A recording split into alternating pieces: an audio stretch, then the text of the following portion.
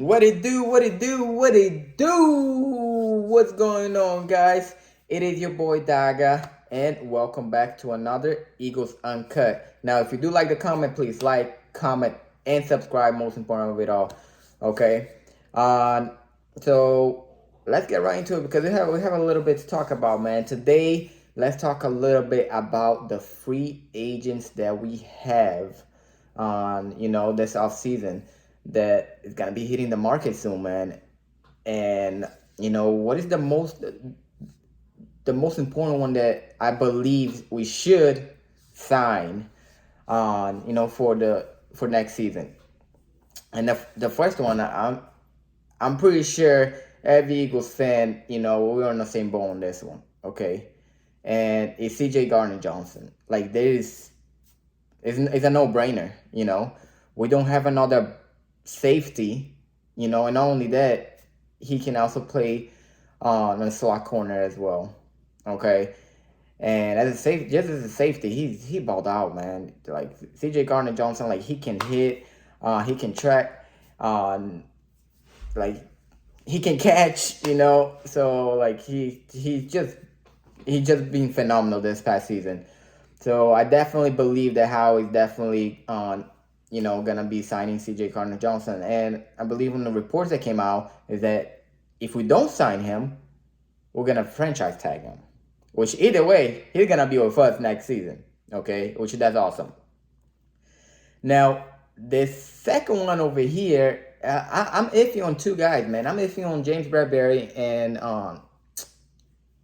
Javon Hargrave, and I'll tell you why.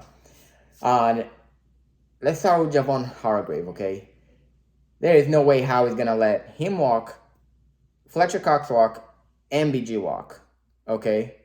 There is no way, and I really do believe on Hargrave is gonna be one of the guys that how he's gonna sign, and if BG wanna come back on a family discount, you know what I'm saying? On a friendly deal, man, I'm more than willing to take back BG, man, because he balled out this year, man. And not only that, the veteran that on the veteran on presence on the locker room, that's important, man. That's very important. So, but anyways, so I just because of that, I think Javon Hargrave is definitely my number two. Now, number three, James Bradbury. Why did I put James Bradbury in number three? The reason why is because we already have a number one corner. Okay, that doesn't mean we can just have a bum on number two. Definitely not. But we can adjust that on the draft. We have a number 10 overall pick on the draft. Okay, not only to mention, if we, let's say we have CJ Gardner Johnson, which is a baller. We have Avante Maddox, which he did really good. Besides him being hurt, whenever he's on the field, he balled out, and except the Super Bowl as well. But every other game, he balled out, man. And then the same thing with Darius Slay as well. So we can adjust that like as on a number one or number 10 pick of the draft for this year. Um, so, but if you can get James Barrett, man, that's awesome. And that would be awesome to keep those main core, in Philly for next season. Now, those are the three main ones that I think Howard's gonna try to do something about it. Now, I've been hearing a lot of people talking about Watkins, like we gotta trade him, or we gotta cut him. If that does happen, even though I don't want, man, I believe in second chance, man, because last year he did good. This year he fell out. He fell down, man. Like he had some quite some drops, some fumbles or one fumble, but like I believe she stayed, and now the thing is, I would bring Zach Pascal back and have him and Watkins disputing for that number three. you know, because man, Zach Pascal, he's a player too, man. He's a player, and I believe he can be the number 3 if if Watkins doesn't step it up. That doesn't mean I wouldn't draft another receiver as well. And just let them battle it out. Simple as that. All right. So now Miles Sanders is gonna have to walk, man, because there is no way we are gonna be able to keep like that many players. It's just no way. We just, unfortunately, we are gonna have to let him walk. If somehow he takes that team discount, a friendly deal, like really, really friendly deal. Like running backs, we can behind the offensive line, any running back can strive, man. Tell you the truth, So as hard as that is, at the end of the day, it is a business. At the end of the day, Now, so with that said, let's talk a little bit about our opponents for next season. By the way, I'm going to that Bucks game. As you guys don't know, I do live in Florida. I'm definitely going to that Bucks game. You know what I'm saying? I'll be there. If any of you guys are gonna be there as well, just let me know. Hit me up. Maybe you can link up on the game as well. Okay. But anyways, definitely looking at the game, and man, this is definitely gonna be more competitive than what it was this year. It's definitely a harder schedule than what it was this year. And I'm excited, man. We're gonna play Kansas City. There's a rematch right there. And we are gonna be playing the 49ers Whiners. Yes, 49er Whiners. We're gonna be playing them again. And we're gonna be whooping them again. Doesn't matter who they have in the quarterback. So I just wanted to say that. I just want to bringing it up. Just say that I'll be there at Bucks games. We're gonna whoop their 49ers Whiners and that rematch against the Chiefs. But overall, I'll tell you the truth. I'm actually gonna give a early prediction for next year. Okay. With this schedule, and I know we're gonna be playing 8 home games and 9 away games. But mainly the away games is not too bad. Like the team that we're playing on the away games is gonna be the Jets. The Jets are the Jets. Okay. The Patriots, which they're not really looking, like they were before with Tom Brady. The Bucks without Tom Brady. The Seahawks, which for right now we don't know who's gonna be their quarterback. LA, which they have another quarterback situation because we don't know what's gonna happen with Matt Stafford. We really don't, And of course, the Giants, the Cowboys, and the Commanders.